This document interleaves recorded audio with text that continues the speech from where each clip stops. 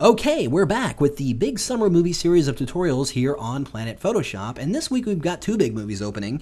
We have Terminator Salvation and the new Night at the Museum sequel. And I had a hard time figuring out which movie I was going to do a tutorial on this week because there's a lot of cool possibilities, but ultimately I went with Terminator just because it has so many more cooler design possibilities and just, the graphics just look awesome. But even when I decided that, I had a little trouble deciding exactly what to do, whether it be a text effect or any other effect like that. So I got on my Twitter page for Planet, which I'm at Planet Photoshop, by the way, if you're on Twitter, and I asked around to get any ideas, and everybody, put forth some good ideas and gave me a little bit of fuel to think on, but ultimately I decided to do something that I didn't really consider. We're going to create the Terminator face, the actual metal face, but we're going to do it a bit differently. I could probably spend a great deal of time and illustrate it on my own, but given the span of this tutorial, we don't have time to do all that. So we're going to kind of cheat and just kind of manipulate something that already exists. So I went to iStock Photo and found this image of this skull. It's a metallic skull that I found. Now, I thought that was very cool, and it's a good start for building a Terminator-looking image. So here I have it on its own layers, you can see right here, and what we're going to do first is go into the filter menu and go to liquify, and we get this giant window here, and what we're going to be doing in here is basically sculpting our Terminator from this image. So we want to go in here and get a relatively good brush size. I'm going to go with about 110 for the brush size, and let's set the brush density, or leave it at 50. I'm going to set the brush pressure at 50 as well. And what that's going to allow us to do is to come in here and basically push these elements of this image pretty much anywhere we want them to be. And in the case of the Terminator, we want to have it a more of an angry looking face. So we're just going to push these eyes down, kind of push that up, but we're going for that really angry look. Let's kind of push this down a little bit. Let's kind of nudge that out. So we're just sculpting those eyes to look like a very mean Terminator, like that. So that looks pretty good. Well, I'm going to continue on by manipulating some other areas of this. I want to, this jawline right here looks a little organic. It's just kind of got a rounded edge. So if we just take this and push it up, we can start to get more straight, angular lines to give it a more of a robotic look versus an organic look. So we'll just kind of straighten those out. Let's just kind of push and straighten these. And it's giving us that much more angular look, just like the Terminators would actually be. I'm going to go ahead and push my brush size down a little bit, and let's modify this nose. So let's push the nose in and give it much more straighter lines, just like that. I'm going to make a couple of more changes to the nose once we're back inside the file, but I think you get the idea. So we've got it looking a lot different.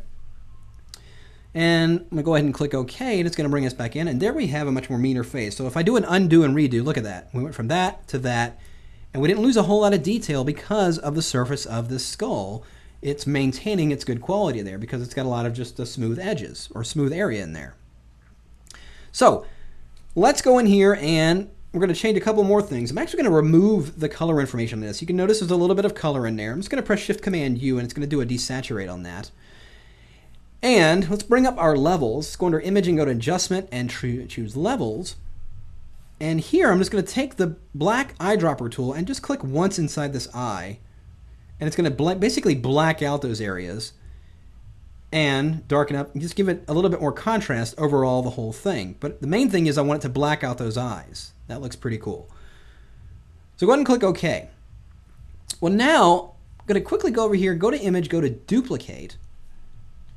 And we're going to make this into a quick displacement map. So I'm going to go ahead and activate that background layer. And I'm just going to press Shift-Delete. And we're going to use 50% gray and fill it. So there we have that. Let's go under the Layer menu and go to Flatten Image. Then go to File, Save As. And I don't know, we'll just call this Displace. Save it to the desktop as a PSD document, Photoshop file. And we'll go ahead and close that. Well, now what I want to do is apply a texture to this. I'm going to go ahead and open up a texture file I have. Again, this is a stock image. I actually got this one from Fotolia.com, which is very similar to iStock. And I'm just going to drag and drop this into this file. And let's go ahead and scale this up so it basically covers the entire area of the skull. Then let's go into the filter menu, go to Distort, Displace, and we're going to apply that file. So we're going to set the horizontal and vertical scale to 50, stretch to fit, wrap around, go ahead and click OK, and it's going to ask me to find that file. And in this case, there it is. It's that displace file we just created. Click open, and there you can see it's been distorted that image based on that. Well, let's go ahead and clip that inside of the skull. So I'm going to go ahead and hold my Option key down and clip that image right inside there. And let's simply change the blend mode from normal to overlay. So now we went from a smooth skull like that to a little bit more damaged one. Look, it's got some wear and tear on it. Looks pretty cool. So I don't necessarily need this to be 2 layers anymore, so I'm just going to press Command D and merge that down, and now we've got the complete skull ready to go. So let's go ahead and drop this into a layout image. So here I have a file I've already created for the background. It's already got a black background on it. Let's take that skull and drag and drop it into this file. And let's push it up to right about there. I think that looks pretty good. And now our Terminator is starting to come together. Well, we got to add the eyes. We need the eyes in this image. So let's go in here and let's create a new blank layer. Going to go up in here and let's grab our rectangular or our elliptical marquee tool rather, right there. Let's go in here, just drag out a circle. And I'm going to get a bright red color in my swatch panel here and just press Option Delete and fill it in. Let's go ahead and drag a duplicate. So I'm going to hold down, let's grab our Move tool, hold down the Option key and the Shift key rather. Option Shift, that would be Alt Shift on Windows. Drag a duplicate over. There we go. Looking pretty good. Let's go over here and grab our eraser tool. Zoom in here a little bit. I'm just going to erase a little angle of this eye so it has a little bit, almost like it's being a shadow cast on the eye from up top there. Gives it that meaner look. That looks pretty good. Well, now let's apply some layer style to this. I'm going to go into here and we're going to apply a bevel and emboss, but we're going to set it to an outer bevel. And I'm going to increase that depth quite a bit. Basically, I'm going to push the depth all the way to 1,000. Here in the direction, we're going to change it to down. And notice it's giving me kind of a inset of the eye a little bit. Pretty cool. But let's change that color from white to kind of a lighter red, almost like it's reflecting the eye a little bit. So if I just change that color of the highlight mode, there you can see that eye looks pretty cool. Let's add one more element to this, or actually a couple more things. While we're still inside this layer style, let's add an inner glow. And I'm going to set that inner glow right in here under the elements section to center. And then let's increase the size. So it kind of gives me that subtle little glow in the middle there. So that looks pretty good. One last thing, let's add a pattern overlay.